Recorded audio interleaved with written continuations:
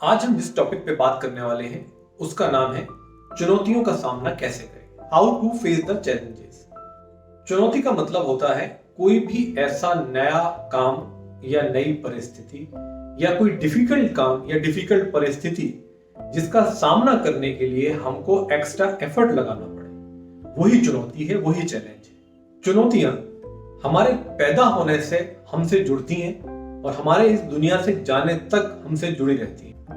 चुनौतियों का जो प्रकार है वो हमारी एज और हमारी परिस्थितियों के अनुसार अलग अलग समय पर अलग अलग प्रकार से हमारे सामने आता है। जैसे आप एग्जाम्पल से अगर समझें कि एक बच्चा पैदा होता है तो उसकी अपनी चुनौती होती है। उसकी सबसे बड़ी चुनौती होती है उसकी भूख, जिसके लिए वो एक्स्ट्रा एफर्ट डालता है, मतलब रोना शुरू करता है। जब वो रोता है तभी उसको दूध दिया जाता है और उसकी भूख मिटती है। ये उसकी अपनी चुनौती है। सामान्यतः हम चुनौतियों को दो तरह से डिफाइन कर सकते हैं। एक है हमारी पर्सनल चैलेंजेस, मतलब व्यक्तिगत चुनौतियां। जैसे मान लीजिए कोई काम हमारी मर्जी के मुताबिक नहीं हो रहा है, या हम किसी काम में एक पर्टिकुलर उद्देश्य को लेकर जुटे हुए हैं लेकिन वो उद्देश्य की प्राप्ति नहीं हो रही है। तो ये कुछ व्यक्तिगत तरह की हमारे परिस्थितियां हमको उस तरह के चैलेंजेस से हमारा सामना कराती हैं, जिनके लिए हमको एक्स्ट्रा एफर्ट डालना होते हैं और उसके बाद में भी हम कभी कभी उसमें सफल हो जाते हैं, कभी सफल नहीं होते। तो ये हमारी व्यक्तिगत चुनौतियां हैं। दूसरा है प्रोफेशनल चैलेंजेस। प्रोफेशनल चैलेंजेस मतलब हम अपने काम की जगह पर, जहां पर भी हम वर्क करते हैं, वहां उन विकट परिस्थितियों का सामना करते हैं। वो होती हैं प्रोफेशनल चैलेंजेस। जैसे एग्जाम्पल के तौर पे मान लीजिए आप किसी ऑर्गेनाइजेशन में काम कर रहे हैं, वहां आपके बॉस के काम करने का तरीका आपके काम करने के तरीके से अलग है, या आपका कलीग या आपका सबऑर्डिनेट, उसके सोचने का तरीका आपके सोचने के तरीके से अलग है। आप चाहते हैं कि वो आपकी तरह से काम करे, वो चाहता है कि आप उसकी तरह से काम करें। ये भी अपने आप में एक तरह का चैलेंज है। ये होते हैं प्रोफेशनल चैलेंजेस। इस प्रकार से कई तरह की प्रोफेशनल चैलेंजेस हम अपने वर्किंग प्लेस पर फेस करते हैं। चुनौती किसी प्रकार की भी हो, भले ही वो व्यक्तिगत चुनौती हो या प्रोफेशनल चुनौती हो, उनका सामना करने का तरीका लगभग एक सा ही होता है। जब भी चुनौती हमारे सामने आती है तो हमारे पास में दो ऑप्शन होते हैं। पहला ऑप्शन ये होता है कि हम उसका डटकर सामना करें। दूसरा ऑप्शन ये होता है कि हम पीठ दिखाकर वहां से भाग जाएं। पीठ दिखाकर भागना भी, यदि आप ये समझते हैं कि उस चुनौती का समाधान है, तो ये बिल्कुल गलत है। यहां पर हम बात करने वाले हैं चुनौतियों का सामना करने के 7 आसान तरीकों के बारे में। चुनौतियों का सामना करने के लिए सबसे आसान तरीका है चुनौतियों को आइडेंटिफाई करना और उनको एक्सेप्ट करना। आइडेंटिफिकेशन का मतलब यह है कि जब आपके सामने किसी प्रकार की कोई समस्या आती है या कोई ऐसी दुर्लभ या विकट परिस्थिति आती है जो आप सामना करने में अपने आप को सक्षम नहीं पाते हैं, तो भले ही वह बहुत छोटी सी क्यों ना हो, परंतु आपको उसको आइडेंटिफाई करना है कि क्या वो छोटी सी समस्या इग्नोर करने के लिए है या उसको एड्रेस करना है। क्योंकि हो सकता है कि एक समय के बाद में वही छोटी समस्या एक बहुत बड़ा स्वरूप ले ले और एक बहुत बड़ी चुनौती के रूप में आपके सामने आ जाए। अगला आसान तरीका है, आप ऐसा मत समझिए कि आप इस प्रकार की परिस्थितियों में, चुनौतियों में या चैलेंजेस में अकेले हैं। नॉर्मली जब भी हमारे सामने इस प्रकार के कोई चैलेंजेस आते हैं तो सबसे पहले हमारे दिमाग में यही ख्याल आता है कि मैं ही क्यों, या मुझे ही ऐसा क्यों, या मेरे साथ ही ऐसा क्यों हो रहा है।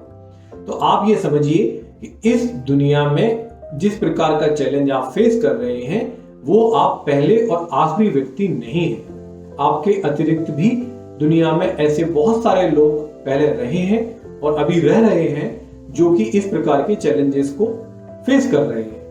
तो इस प्रकार की परिस्थिति में आप सबसे पहले तो ये सोचना बंद करें कि आप अकेले ही इस प्रकार के चैलेंजेस का सामना कर रहे हैं। और इसका एक बहुत ही आसान तरीका है जो आप अपना सकते हैं। आप अपनी भावनाओं को महसूस कीजिए। मतलब ये कि आप इस प्रकार की परिस्थितियों में जो भी कुछ फील कर रहे हैं उसको सुनिए, उसको समझिए और उसको शेयर करिए। शेयर करने का मतलब ये नहीं है कि आप हमेशा किसी व्यक्ति से ही उसको शेयर करें।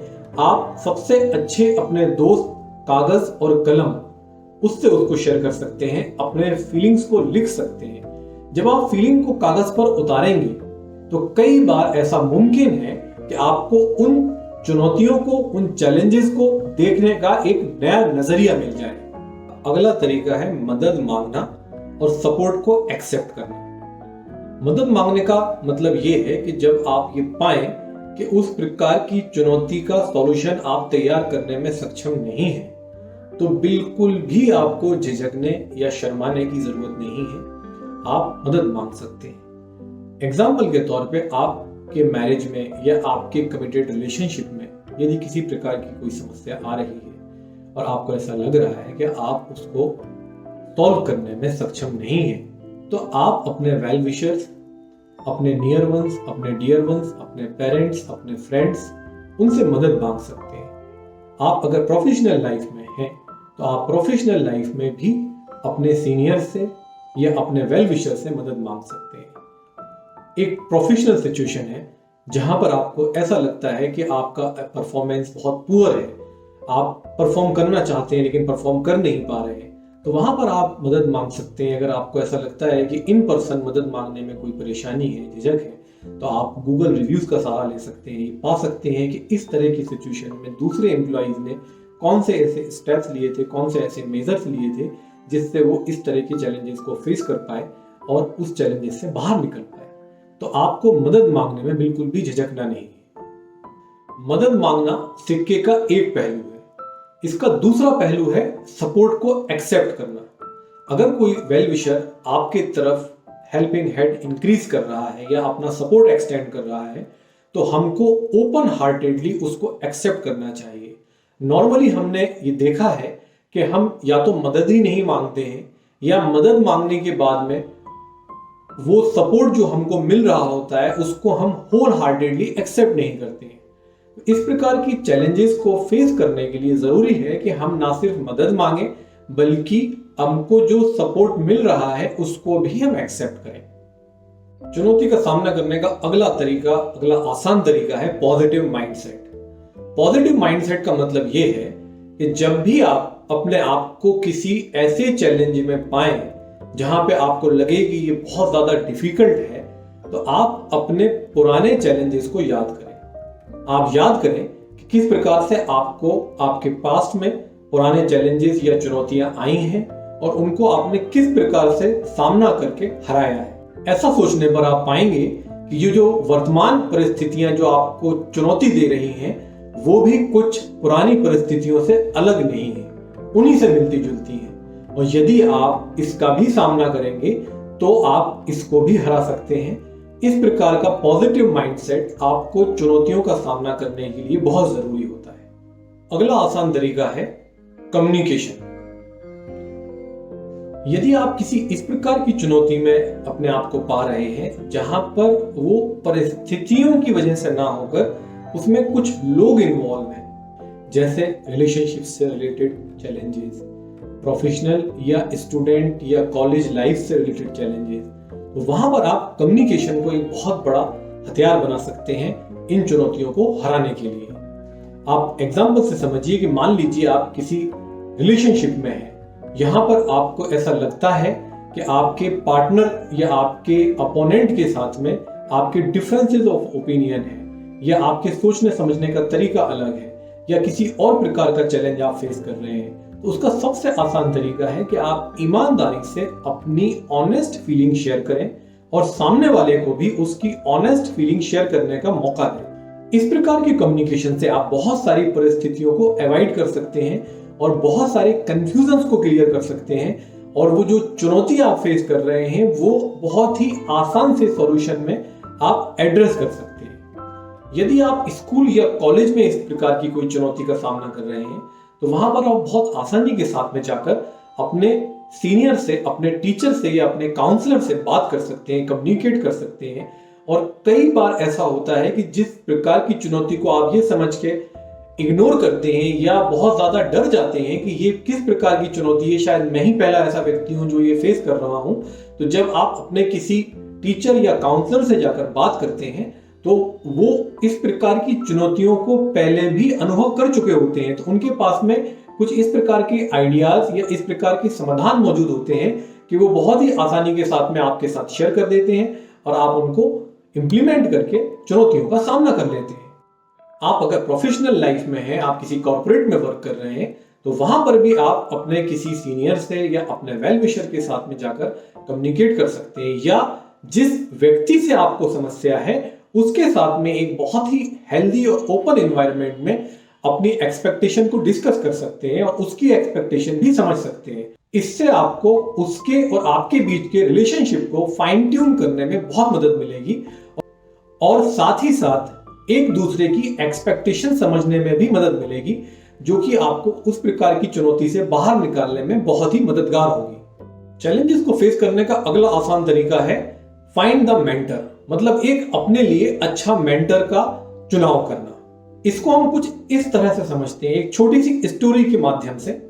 क्या आपने कभी सुना है कि किसी अंधे व्यक्ति का जो दोनों आंखों से देख नहीं सकता हो और वो बहुत ही क्राउडेड रोड क्रॉस करना चाहता हो और उसका एक्सीडेंट हो गया हो?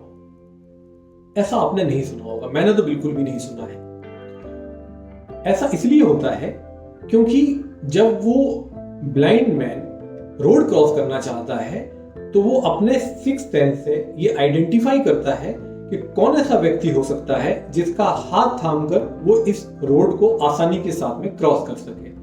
तो जहां पर भी वो ऐसे किसी व्यक्ति को पाता है जहां पे उसका सिक्स्थ सेंस अलाउ करता है कि आप इस व्यक्ति का हाथ थाम सकते हैं और ये आपको रोड क्रॉस करा देगा, तो तुरंत वो उस व्यक्ति का हाथ थामता है और उसके पीछे पीछे बिना ये सोचे हुए कि ये कितनी ज्यादा क्राउडेड रोड है या मुझे कोई दुर्घटना का सामना करना पड़ सकता है, बिल्कुल ट्रस्ट के साथ में उसका हाथ थाम के रोड क्रॉस कर देता है और अपने डेस्टिनेशन पर पहुंच जाता है। ठीक इसी प्रकार से जब हम किसी ऐसी परिस्थिति या ऐसे चैलेंजेस या ऐसी चुनौती में अपने आप को पाएं जहां पे हमारे सामने एक डेड एंड हो और हमको कुछ नजर नहीं आ रहा हो, उस ब्लाइंड व्यक्ति की तरह जो रोड क्रॉस करना चाहता था, तो आप भी अपने सिक्स्थ सेंस से अपने आसपास में अपने रिसोर्सेज को आइडेंटिफाई करके किसी ऐसे व्यक्ति का हाथ थामें और उस पर ट्रस्ट करें, उसकी एडवाइस पर ट्रस्ट करें जो आपको इस चुनौती से बाहर निकलने में मदद कर सकती है। और आप यकीन मानिए कि अगर आप ब्लाइंडली एक अच्छे मेंटर को फॉलो करते हैं, उसकी एडवाइस फॉलो करते हैं, तो आप बिल्कुल सक्षम पाएंगे अपने आप को इस तरह की परिस्थितियों से बाहर निकालने में और इन चुनौतियों को हराने में। एग्जाम्पल के तौर पे ये मेंटर कोई भी हो सकते हैं। मान लीजिए आप अपने फ्रेंडशिप में या अपने रिलेशनशिप में या अपने सोशल सर्कल में किसी प्रकार का कोई चैलेंजेस फेस कर रहे हैं, तो आप अपने बड़े भाई या बड़ी बहन से पूछ सकते हैं या अपने फादर या मदर से पूछ सकते हैं, डिस्कस कर सकते हैं, उनको अपना मेंटर बना सकते हैं, क्योंकि वो भी आपकी एज से गुजरे हैं, उन्होंने भी इस प्रकार की चुनौतियों का सामना किया है। तो हो सकता है उनके डिस्कशन के साथ, उनके सॉल्यूशन के साथ आप भी इस प्रकार की चुनौतियों का सामना करने में सक्षम हो और आप भी उनको हरा पाए।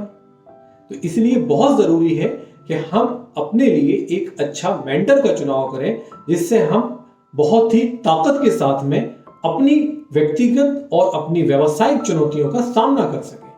कई बार देखने में ये आया है कि हम लोग इंट्रोवर्ट होते हैं, बहुत ज्यादा खुलकर अपनी बात अपनों से शेयर नहीं कर पाते हैं, तो उन लोगों के लिए भी आज के इस वर्ल्ड में समाधान मौजूद है।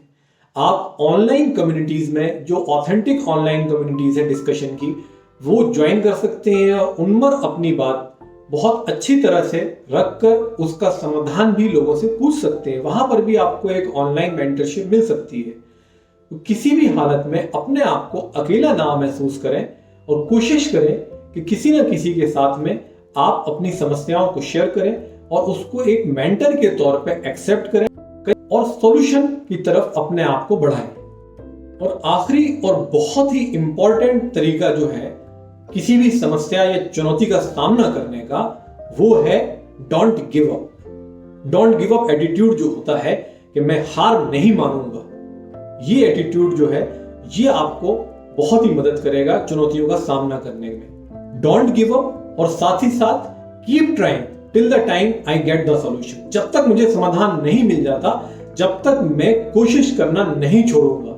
ये एटीट्यूड ही आपको चुनौतियों का सामना करने की ताकत देगा। इसको समझने के लिए नॉर्मली मैं लोगों से एक क्वेश्चन पूछता हूं। वो क्वेश्चन ये है कि मान लीजिए आप किसी युद्ध क्षेत्र में हैं और आप एक लड़ाई लड़ रहे हैं, तो युद्ध को जीतने के लिए सबसे अधिक आवश्यक क्या है? नॉर्मली लोग इसका जवाब इस तरह से सोचते हैं, उनको लगता है कि गोला बारूद हथियार ये बहुत जरूरी होता है, या एटीट्यूड, या पॉजिटिव माइंडसेट, या मोटिवेशन, या डेडिकेशन, या ऑनेस्ट एफर्ट बहुत काम के होते हैं। हाँ, ये मैं मानता हूं कि ये सब बहुत अधिक आवश्यक होता है, लेकिन युद्ध को जीतने के लिए जो इन सब से ज्यादा आवश्यक है वो होता है युद्ध भूमि में डटे रहना। यदि आप युद्ध भूमि में ही नहीं हैं तो आप कैसे जीत सकते हैं? क्या आपको लगता है कि आपका विरोधी आपकी युद्ध भूमि से हट जाने के बाद में आपके पास आएगा और बोलेगा कि भाई आप जीत चुके हैं, मैं हार चुका हूं? ठीक इसी प्रकार से चुनौतियां होती हैं। यदि हम चुनौतियों के सामने डटकर खड़े हुए हैं और उनका सामना कर रहे हैं तो बिल्कुल हम उनका सामना भी करेंगे और उनको हरा भी देंगे। अगर हम उन चुनौतियों के सामने से भाग जाएंगे, भागने का मतलब यह है कि हमने एक कोशिश करी, दो कोशिश करी या तीन कोशिशें करी और उसके बाद में यदि हमको समाधान नहीं मिला तो हमने अपने हथियार डाले और भाग गए, ये सोच के कि नहीं, इस चुनौती का कोई समाधान नहीं है, यहां पर हम नहीं जीत सकते। तो बिल्कुल आप अगर दो तीन हार के बाद में भाग जाएंगे तो हो सकता है जो चौथा समाधान जो आपने ट्राई नहीं किया हो वही आपको जिता सकता हो। लेकिन चूंकि आप भाग चुके हैं इसलिए आपने जीतने के चांसेस भी खत्म कर दिए हैं। तो इसलिए बहुत आवश्यक है कि डोंट गिव अप, और जब तक कोशिश करते रहो जब तक कि आप उस चुनौती का समाधान ना पालो।